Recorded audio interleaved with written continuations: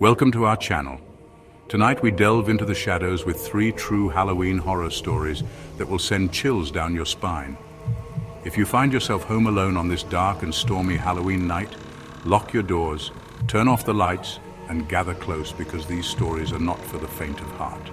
These are the tales whispered in hushed tones, passed down through generations, each one a chilling reminder that sometimes the line between reality and nightmare blurs on Halloween night. Our first story takes us deep into the heart of rural America, a place where secrets linger like the fog that rolls in off the autumn fields. It's here we find the imposing silhouette of the old Blackwood Manor, a once grand estate now shrouded in whispers and shadows. Locals will tell you the house is cursed, haunted by the spirits of its former residents. They speak of a family torn apart by tragedy, their souls unable to find peace. The Blackwood family, once pillars of the community, met a grisly end within these very walls, their screams forever echoing in the silence. It's said that the patriarch, driven mad by grief, took the lives of his wife and children before taking his own, a final act of desperation that stained the manor with an unspeakable evil.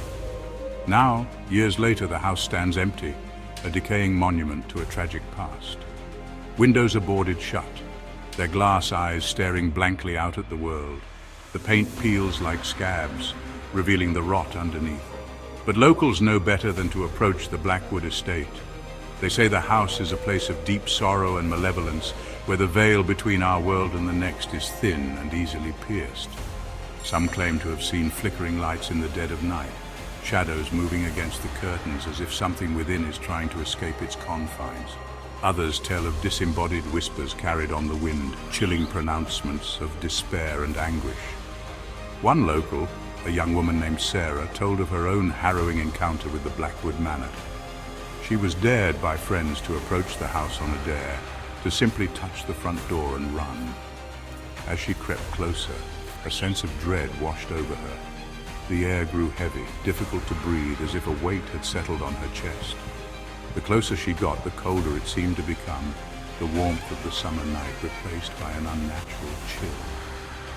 Reaching the front door, she hesitated, her hand trembling as she reached out to touch the cold, weathered wood. It was then that she heard it. A soft, mournful sigh seeming to emanate from the very walls of the house itself. Terrified, Sarah turned to flee, but her foot caught on a root, sending her sprawling onto the hard-packed earth. Our next tale takes us to the lonely stretches of highway that snake through the American heartland. It's a story as old as the open road itself, a cautionary tale whispered among truckers and late-night travelers. They say that on a desolate stretch of Highway 49, under the pale glow of a harvest moon, you might encounter a lone figure, thumb extended, seeking a ride. But be warned, this is no ordinary hitchhiker. This is the story of the vanishing hitchhiker, a spectral entity that haunts this lonely stretch of asphalt. They say she's the ghost of a young woman who met an untimely end on this very road, her spirit forever searching for a way home. One cool October night, a truck driver named Jack was making his usual run down Highway 49. The air was heavy with the smell of damp earth and fallen leaves. The only sound was the low hum of his engine and the occasional cry of an owl in the distance. As Jack rounded a bend, his headlights illuminated a figure standing by the side of the road, a young woman in a white dress, her thumb extended hopefully. Jack, a kind soul despite his gruff exterior, pulled over to offer her a lift. The woman got in, her touch icy cold against the worn leather of the seat.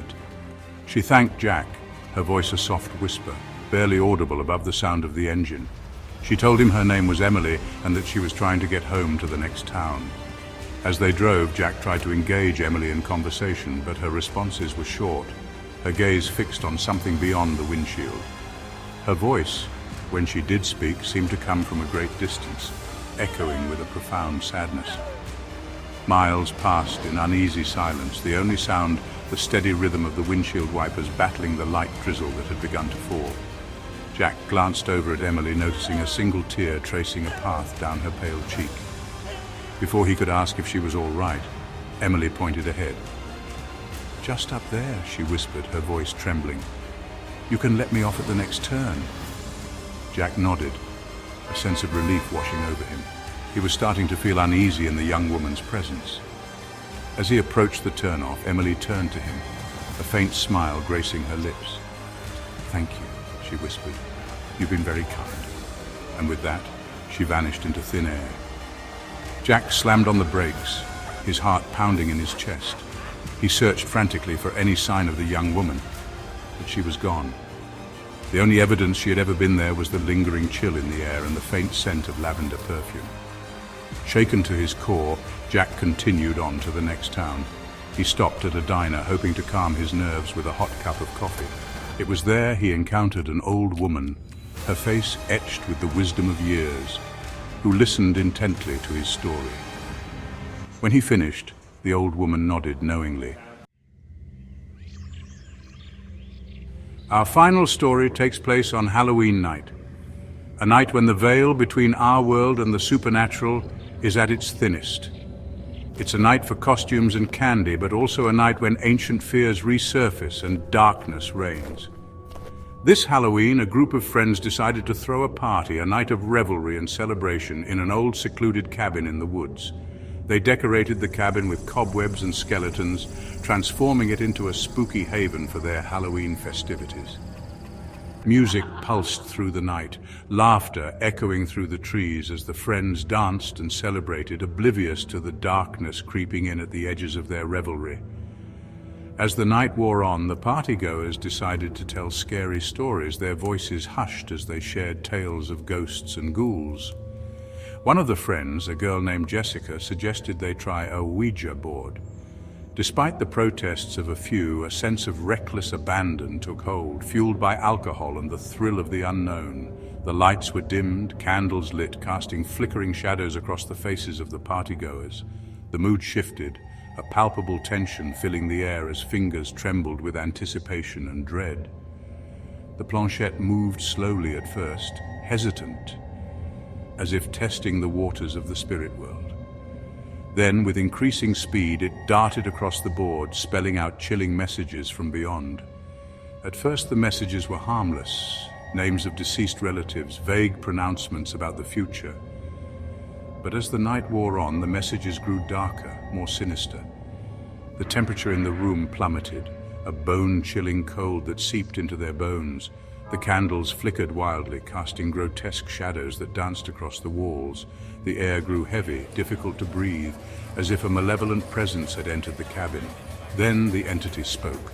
A voice, raspy and ancient, seemed to emanate from the very walls of the cabin itself, whispering their names, taunting them with threats they couldn't comprehend. Panic seized the partygoers. The Ouija board clattered to the floor, forgotten as they scrambled to their feet, desperate to escape the nightmare unfolding before them.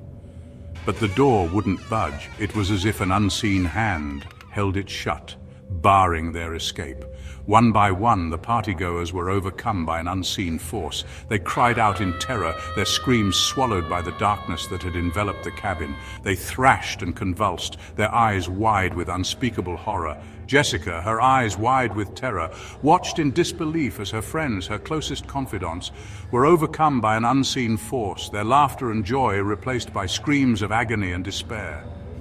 She found herself backed into a corner, her heart pounding in her chest, as the unseen entity turned its attention on her, its presence a suffocating weight that threatened to crush her spirit. Just when she thought all hope was lost, the first rays of dawn pierced through the cracks in the boarded-up windows. As if repelled by the light, the entity's grip loosened, its presence receding into the shadows. Thank you for watching. If you enjoyed these stories, don't forget to like, subscribe, and hit the bell icon for more chilling tales. Have a spooky Halloween. As you turn off the lights tonight, remember the stories of the haunted house, the vanishing hitchhiker, and the Halloween party gone wrong. Sweet dreams, or should I say, nightmares.